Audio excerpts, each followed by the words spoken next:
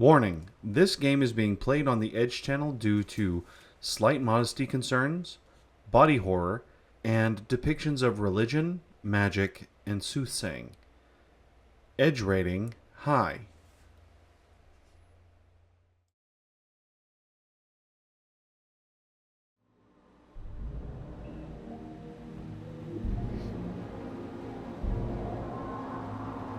Hello, and welcome to Desktop and Dice Edge, the gaming channel where you never know who's going to show up, and the gaming channel in the Dad Network where we play games that aren't exactly family friendly. In this run, we're going to be playing Strangeland. And the question for this particular run is, tell us about some of your crazy dreams. Because I'm thinking that this is kind of a dream-centric game. I've never played it before, so we'll find out. But what are some of your crazy dreams? Now, please keep them family friendly, but for each episode, give us different dreams that have wigged you out, or really strange, or really weird. Dreams are some of the most fascinating things out there, I think, actually. And unlike most runs, I'm not going to do what I tend to do, which is have you guess something. I'm not even going to put something in the comments. At the very end of this recording, I'm going to tell one of the dreams that I had that was freakishly real and actually kind of bled over into reality there for a second, if that makes sense. Anyway, I'll be telling that story at the very last episode. Don't miss it. But yeah. With that, let's get into the game.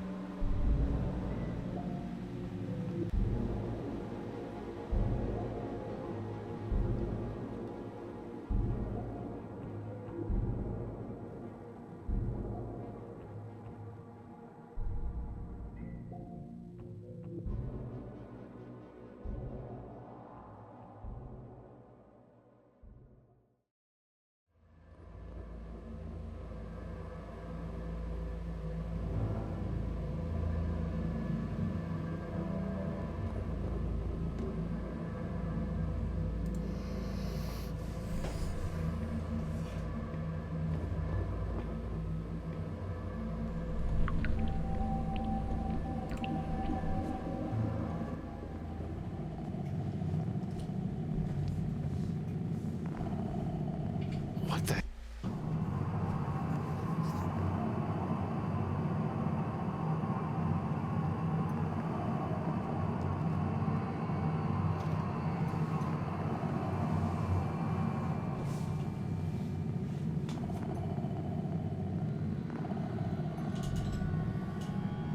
No going back.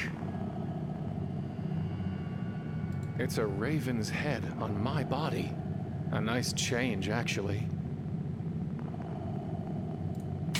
Quote the raven, huh? All right. Ever heard of the mirror mark test? Eggheads use it to see if an animal really knows itself. You put the thing in front of a mirror, and you put a mark on its forehead. Then you see, does it understand the animal in the mirror is its own reflection? Or does it just get mad and lash out? Everything from God to corvids have passed it. And yet, here you are.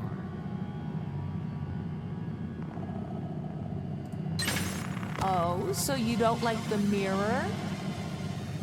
Well then, let me give you another mark to work with. Ravens mate for life. Actually, most of us birds are monogamous, which means that thing you humans find so romantic. You're not spotting yourselves in swans and turtle doves. You're admiring the avian in humanity.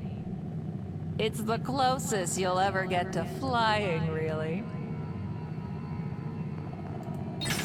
Still lashing out. Only a fool thinks he needs a broken mirror to reflect a broken man.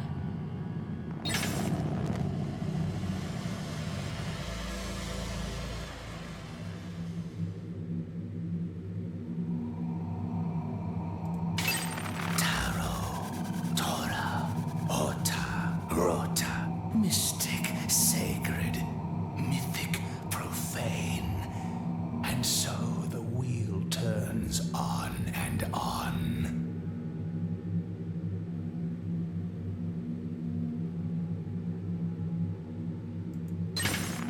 young eyes see the world for what it is. But from our teachers we learn pareidolia. Our vision warps until we see nothing but distorted versions of ourselves in every stone and socket.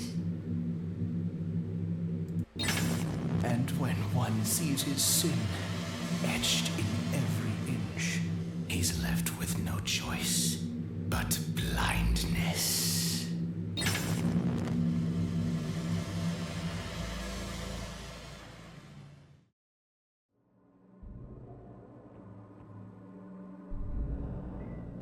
I didn't catch it when I was playing this game, but while editing it I did. The rat speaks of Torah and equates it to tarot and myth. As a Torah observer myself, I disagree. And to some degree there is truth here, that's why it's convincing. There's definitely truth here. But what I would say is we get a distorted view of ourselves regardless. We get a distorted view when we have teachers that teach only from themselves without the guidance of the one who is outside of time, the one who sees eternally, the one who made us, the one who knows us better than we know ourselves. And that's the thing. If we don't have teachers who do that, we do it ourselves. We distort reality ourselves. We have to look to one who isn't another human, but one who is beyond us. And they would say, well, that's myth and it distorts everything. I disagree. I believe everything points to the fact that there must be something higher than us. And I believe that is the God of Abraham, Isaac, and Jacob. In psychology, they've actually proven that we don't even know why we do what we do. We will take an action, or we will feel a certain way, or we will do something, and then we will go into a state of giving a reason why.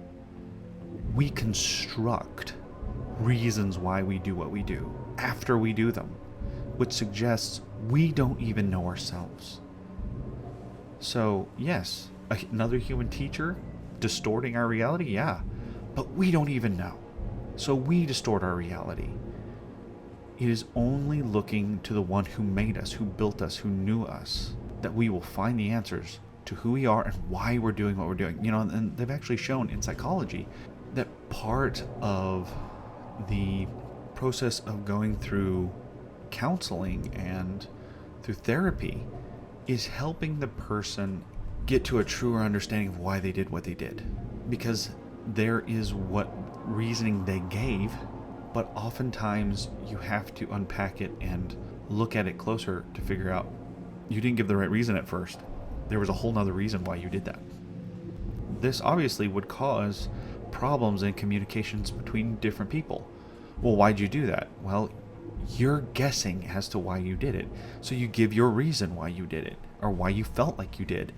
And then the person responds to you, and as they respond, they guess as to why they feel the way they feel about what you did.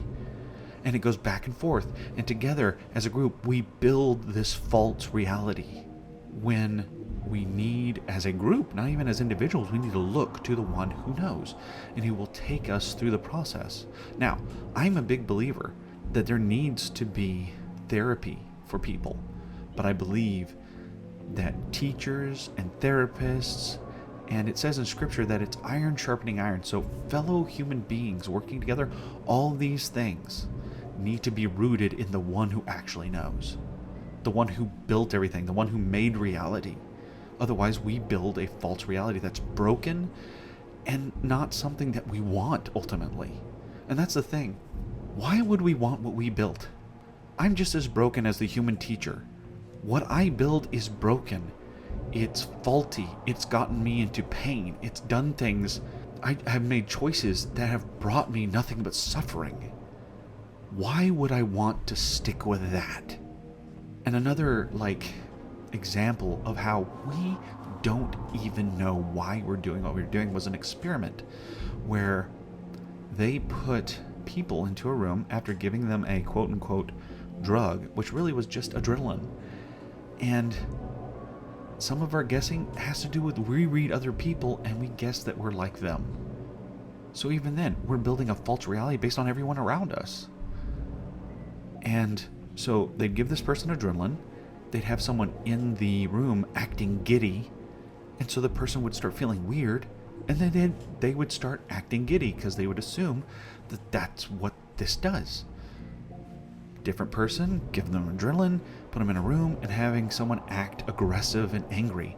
That person would start acting aggressive and angry because they would start feeling funny because of the adrenaline, and so they would read the other person and take on making assumptions as to why they felt the way they did, or how they should feel, or how they should react, or how they should do stuff.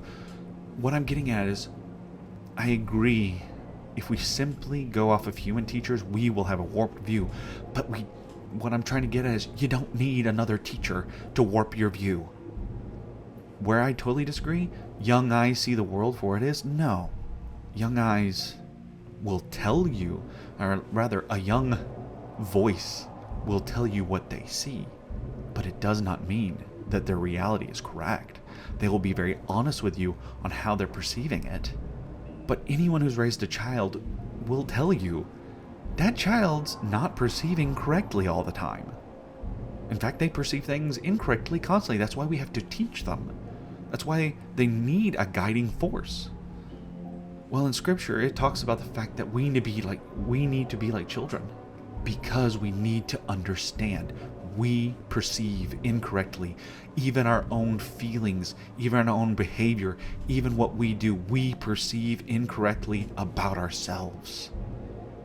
So just like our children who need a guiding force, we are children who need a guiding force.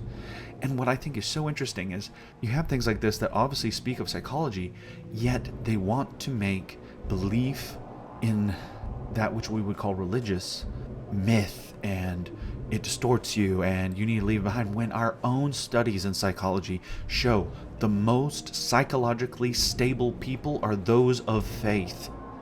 That faith itself is a stabilizing force for psychology, for depression, for getting through this life, which is broken, which is full of people who will stab you in the back, will hurt you. And some of them don't mean to, they do it because they're human. Some do mean to. And faith gets you through all of that. Sometimes you're the one that hurts someone else. And when you find out that you've been hurting them, you didn't know. And that wasn't your intent. But that is what you did. Is that what you want to be left with? Faith gets you through those things. Helps you, guides you. So this idea that when we deal with psychology, we need to be rid of those things is frankly stupid and idiotic, because it goes against all the studies that we have done and what we have shown. And I will say this, if you are interested in psychology, if you're interested in studying a good teacher that won't really warp your view, Viktor Frankl, a man who survived the Holocaust and went on to help others with their psychological issues. Excellent writer. Anyway, I wanted to point this out. I wanted to talk about this because that's what this channel is about. It's about finding things like this and talking about it. And I didn't want to leave this one just hanging. I wanted to talk about it because, again, that's what this channel is about. So, interesting stuff. There's parts of it that are true, but Torah is not of this world. It's not of the human logic. In fact, it says things. It talks about how the wisdom of man is as foolishness to Torah. And that actually it points out that those who follow man's way of thinking will think of Torah as foolish, but in the end it will show that humans are foolish. And it says things that seem counteractive, but when you do them in practice, it makes sense. Those who will try to hold on to their lives will ultimately lose them. You try so hard to control everything in your life, it will drive you mad, and you will lose your life. If you learn how to lean into something higher and lose that control to that degree and submit, you will find your life again. It's counterintuitive, this idea that if you hold on, you lose. But if you lose, you'll get to hold on. There's a lot to say here, actually, and I don't think I have the ability to say all of it, and already this section's going to add a lot to this video. But again, I couldn't leave this one just sitting here. I had to say something, and I'm sure there's more to be said. But hang out with me long enough, watch these videos long enough, and this kind of stuff, you're going to run into it, we're going to discuss it, and whatever I didn't cover here, may God guide me to cover it some other time. But understand, Torah does not distort. Human teachers distort Torah, which distort us if we're not careful. Always put the word above the teacher. The teacher is beholden to the word. The teacher is responsible to the word. You, like I said, if you don't have a teacher, you will warp your reality yourself. You are responsible to the word. You are responsible to Torah so as not to warp your reality. And trust me, we have a world right now that's warping reality like crazy. So anyway, with that, let's get back into the game.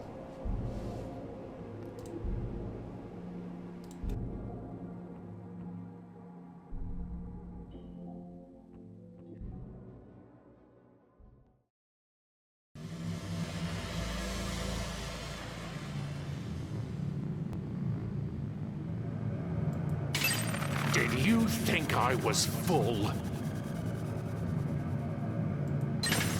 That I was gone?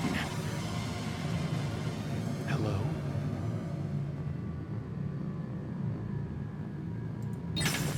No. I will hound you until I swallow your world.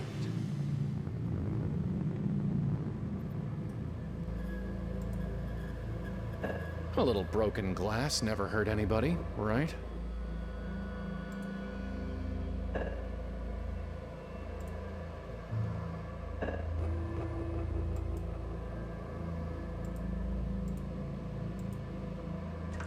Too slow.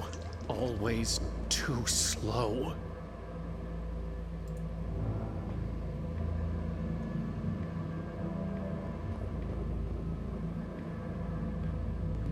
I already told you, you need to go the right way to fulfillment.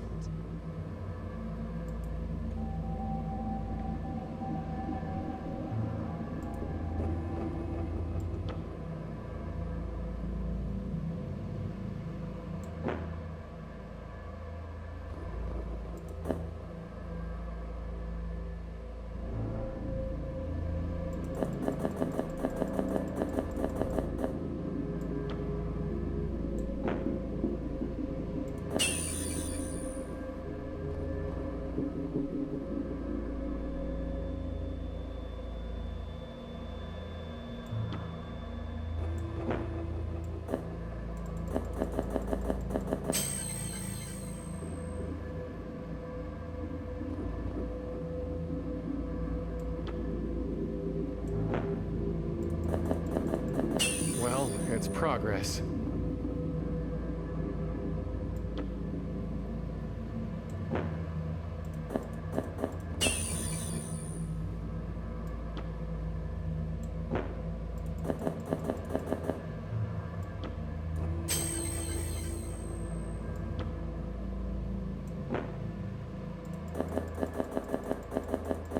We're getting there.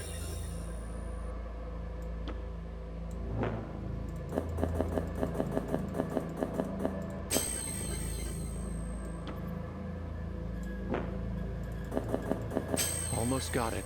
One more shard.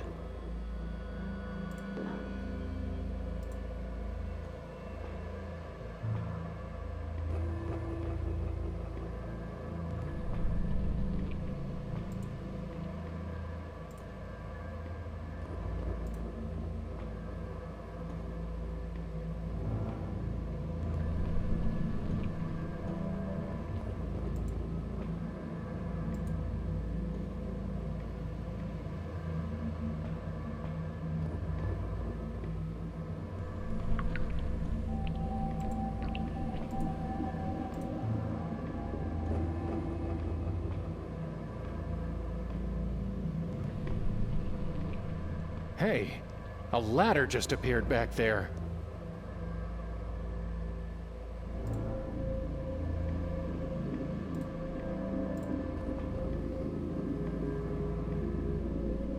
Funny. No bottle down here.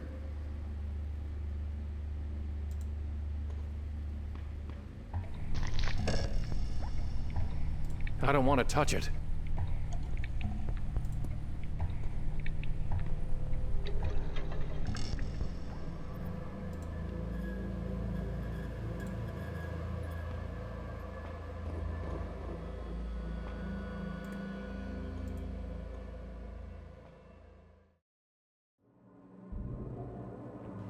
Hey, I hope you enjoyed that video. If you did, I hope you consider joining our socials as well as look at our other channels and other creators. There should be links to that in the description below. Also linked below is a link to my Rent a Cyber friend where you can come have a personal conversation with me for a small fee. Now to do this, you need to be 18 years old or older, and if you're not 18 years old or older, you need to have a guardian log you in and stay in the room while we have a conversation. If they're unwilling to do that, then I'm sorry, we can't have that conversation. Just as a reminder, the question for this run is, what is the craziest dream that you have had? Now, keep it family friendly, and give us the craziest one on the first episode, and then give us other crazy dreams you may have had in other episodes as we go along. Also remember, there's no guessing game this particular run when it comes to my dreams. Instead, I'm going to tell you one of my crazy dreams on the last episode of this run. Of course, if this is the last episode of the run, you just heard that story. I hope you enjoyed it. Well, with that, I've been your host, Next Gen Nate, and I look forward to the next time we play.